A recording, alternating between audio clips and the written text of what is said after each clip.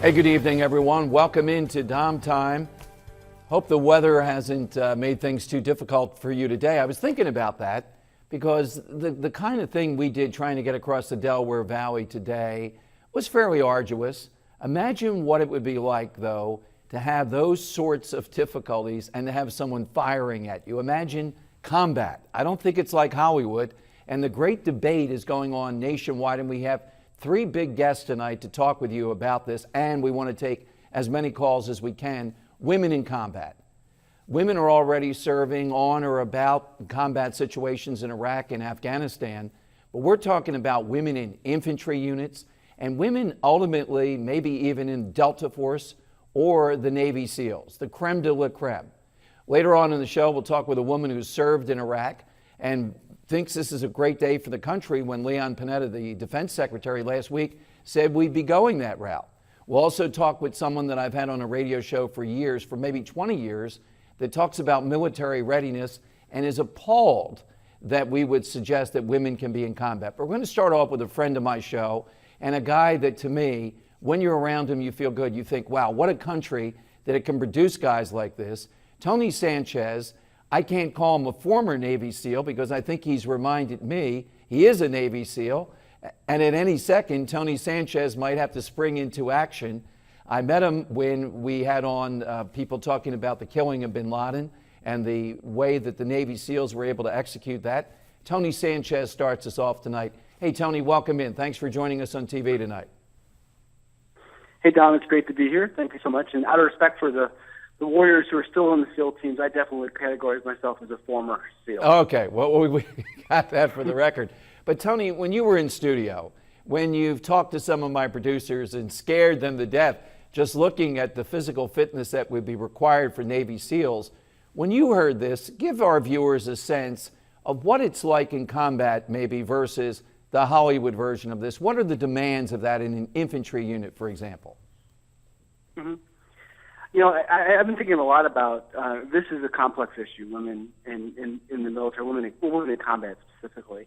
And, you know, I can speak to my own experience with the SEAL teams. And, you know, I think initial response would be that, you know, SEALs are being guarded of their boys club, and that's why they don't want women in. My opinion on the matter is that it really is the physical standard that would be an issue. And I guess try to make it a little more real. You know, when I was in the teams, I weighed about 180 pounds.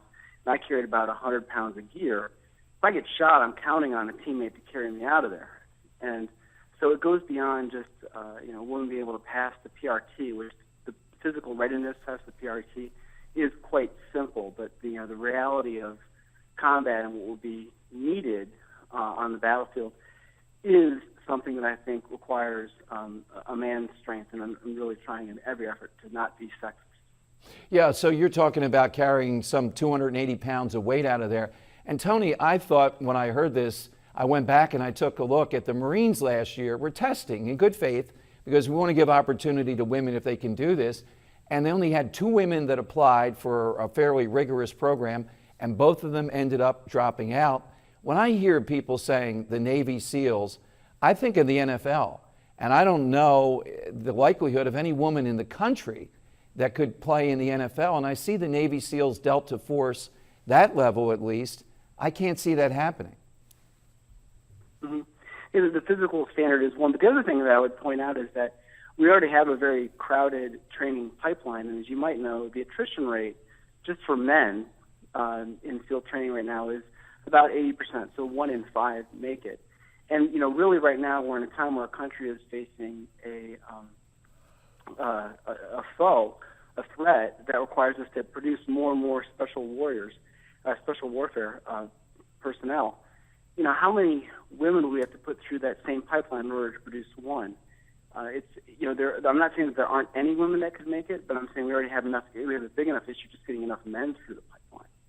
So bottom line of this then, trying not to be sexist, trying to look for opportunity, what should be done in your view? What do people in your brotherhood of the Navy SEALs, what should be done, Tony? Is this just a bad idea, or can we at least try out some of these women to see what will happen?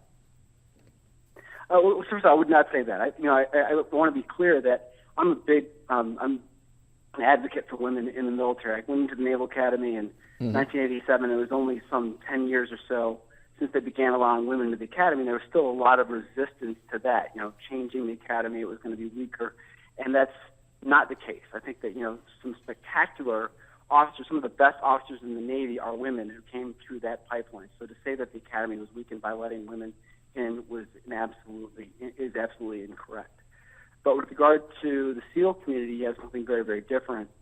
I think they can take a hard look at it, but the hard part, I think, honestly, the hard part is going to be for others to accept that the real reason that women should not be allowed to come into the SEAL teams is purely because of those physical standards.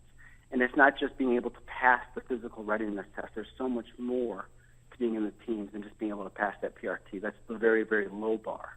Hey, Tony, you did a great job as always. Thank you very much. It is such an honor that we can have guys like you around, that you come in my studio, and it makes us feel good about the country, and we don't want to distort or distract from that readiness. Thanks, Tony Sanchez. Thanks for joining us. Happy to do it. Thanks, Don. All right, coming up, we're going to talk with a woman who disputes this, who's actually served, that has a riveting book talking about that and talking about women in the military. Well, we wanted you to jump on the phone lines. We want to hear from you. Can women perform as a Navy SEAL? I think not. But how about in combat? How about in an Army infantry unit? Are there women that possibly can do that? Maybe. Let's talk about it next on Dom Time.